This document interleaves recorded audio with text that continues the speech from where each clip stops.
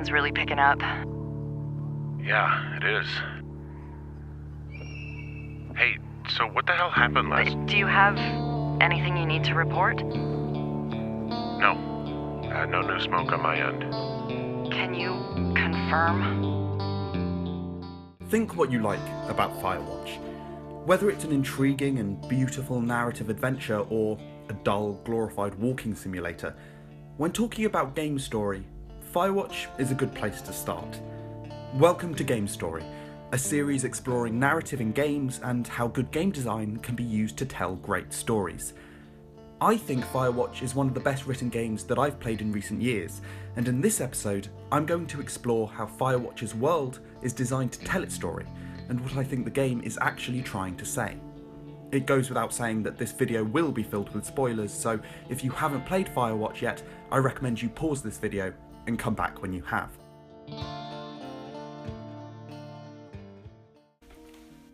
When talking about Firewatch, we first need to look at how its structure and level design is used to tell its story. Game narratives are almost uniformly linear. That doesn't mean the stories that they tell are necessarily linear. Flashbacks and time shifting are common. Rather, what I mean is that they are told in a linear fashion, usually following a single character and focusing only on one moment at a time. Think about it. How many games do you play that start you off from point A? Maybe a drop zone in Call of Duty or an elevator in Portal, and ask you to move to point B, the next cutscene, the next level, the next elevator. In a linear game, this means that levels should be designed so as to be constantly interesting. If the player has to go through the whole level, then the whole level must be filled with things to hold their attention. An open world game, meanwhile, forgoes the tightly scripted path of a linear experience. These types of games prioritise freedom, but by doing so often create padding, dull, monotonous sections of movement through the world in order to reach that next objective. That's not to say open world or linear game design is inherently bad, but rather that when deciding how to tell a story, game writers often have to choose between well-paced but highly linear narratives or more open stories, knowing that the pacing will surely suffer. In games that choose to prioritise gameplay over story, this isn't usually an issue. Want to shoot demons in hell or build factories on alien worlds? Great, we probably don't need to worry about narrative. But Firewatch is different. Firewatch is, first and foremost, a narrative game. This means that story comes first, but then of course another problem arises. How do you make your gameplay justify making a game in the first place?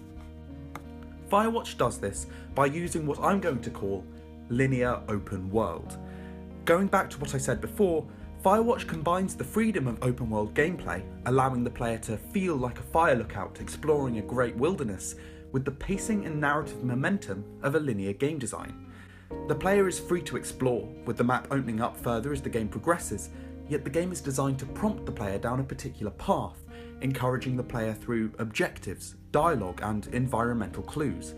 This means that whilst the player has still moved from point A to point B in a straight line, they have felt like they've carved their own path through the wilderness. Through clever world and level design, the writers are capable of creating both freedom and structure. By making each day act as a level of sorts, beginning the player in a new location, altering the world in subtle ways and skipping over narrative time in which nothing important happens, Firewatch's designers can organically play with the pacing of its stories. Early on in the game, when the player and the character are getting their bearings in this world, the days are longer and exploration is encouraged. These sections of the game are slower, but that works tonally. What else is a fire lookout to do but wander through the wilderness? As the narrative ramps up, however, and a sense of urgency is needed from both the player and the character, this early exploration and the player's increased understanding of the map are used to heighten the tension. No longer are we as players stumbling through the unknown. Rather, we've learnt where we're going and are thus incentivized to make use of that knowledge to move through the world quickly. Player knowledge and motivation aligns with character knowledge and motivation, meaning that we don't feel artificially compelled to act in a way consistent with the story, but rather find ourselves doing it subconsciously. This linear open world design also neatly sidesteps the issues facing many narrative-heavy games. Choice in narrative games often comes down to dialogue. Games like The Wolf Among Us or The Walking Dead, while both interesting and important in their own right, are heavily linear, offering little in the way of exploration or gameplay beyond dialogue options.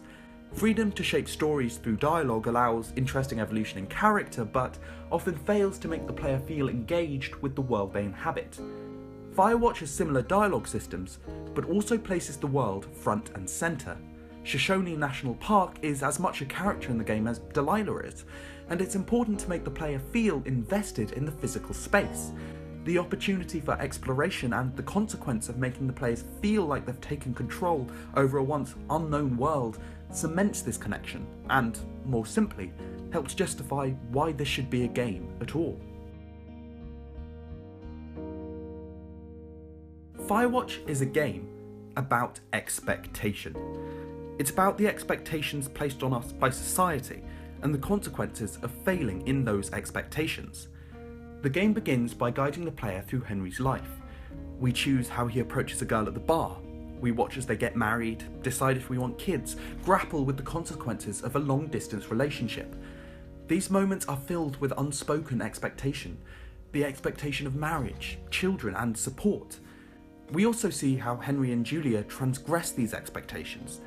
Julia proposes to Henry. The time to have children is delayed. A casual stroll is disrupted by a mugging. This culminates in the ultimate subversion of expectation, the discovery of Julia's early onset dementia. All the couple's expectations and beliefs in the future are destroyed, and suddenly Henry must deal with caring for Julia.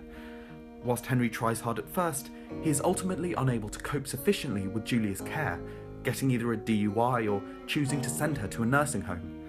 Henry's decision to escape into the woods, the action that marks the start of the game proper, is therefore motivated by a failure of what's expected from him, and signals his hope that he may find peace in the woods of Wyoming. This simultaneous failure and belief in expectation can be found in all the characters in the game, and can even be used to describe the narrative style of the game itself. Firewatch is set up as a mystery. A strange man in the woods is watching you, 2 girls have disappeared, and somebody is cutting the communication lines. This type of narrative encourages a player to question what's happening around them. When Henry finds transcripts of his conversations and eventually breaks into what appears to be a secret research facility of some sort, the player is being conditioned to expect some big revelation or some grand conspiracy. A good mystery asks its audience to anticipate what might be coming next, whilst great twists work by taking that anticipation and subverting those expectations. Firewatch certainly does this, but many people have taken issue with its ending for the same reasons. I think the ending is great, but to explain why, we first need to back up and look at what's actually happening in the game. The mysterious man is ultimately revealed to be Ned, the previous lookout at Henry's tower, who had taken his son Brian along with him the previous summer. The player discovers Brian's body at the bottom of an old cave, and it is revealed that he died after his father had encouraged him to make a climb for which he was too inexperienced. This revelation is both heartbreaking and underwhelming. There is no government conspiracy or secret organisation, rather a father too ashamed of what he's done, and a tragic, pointless waste of a life. It is also, however, a metaphor for the dangers of expectation. The death of Brian Goodwin happened because his father expects too much from him. It shows the dangers of giving in to expectation, and also expecting too much from others. Henry's decision to leave his wife and his inability to cope with her illness may seem selfish, wrong, even cruel. The morality of his actions runs beneath the surface of the entire game, and we know that Henry will ultimately have to make a decision about whether to return to his wife. The death of Brian can be seen as a warning against blindly following the expectations of others. We cannot blame Brian, and so by extension it asks, can we really blame Henry? This ending not only comments on the themes of the game, but also works on a meta level, asking what expectation means for the player. Questions in this game are never fully answered, only hinted at, and the motivations of its characters are left, much like in real life, pretty vague. If you, like me, were anticipating a grander twist, this revelation works to undermine our, or the player's, expectation. In games, we are used to being the centre of attention. What I mean is that player actions tend to have direct consequences or are directly relevant to the story. Firewatch once again subverts these usual expectations. What at first appears to be a major plot strand, the missing girls for instance, turns out to be irrelevant. We do not have control over everything in real life. In fact, most things, if we notice them at all, are tangential, not under our control, not precipitated by us. Henry is shown at the start of the game to be unable to control his own life. He runs away in order to try to gain perspective, to bring back control. This ending shows the futility of his actions. This is further emphasised when, at the very end of the game, we finally make it to Delilah's tower, only to discover that she's left Henry behind. What the player expects to happen and what actually happens are two different things. If, as a player, you've formed a connection with Delilah, then you feel let down. You feel abandoned by her decision to leave. Once again, the game has thematically come full circle, whilst also making the player complicit in the emotional abandonment. What Henry did at the start of the game has now been done to him. What we as players might want has been denied to us. And so, as we ride out alone on the helicopter with the woods burning below, we're left to ask, what did we expect?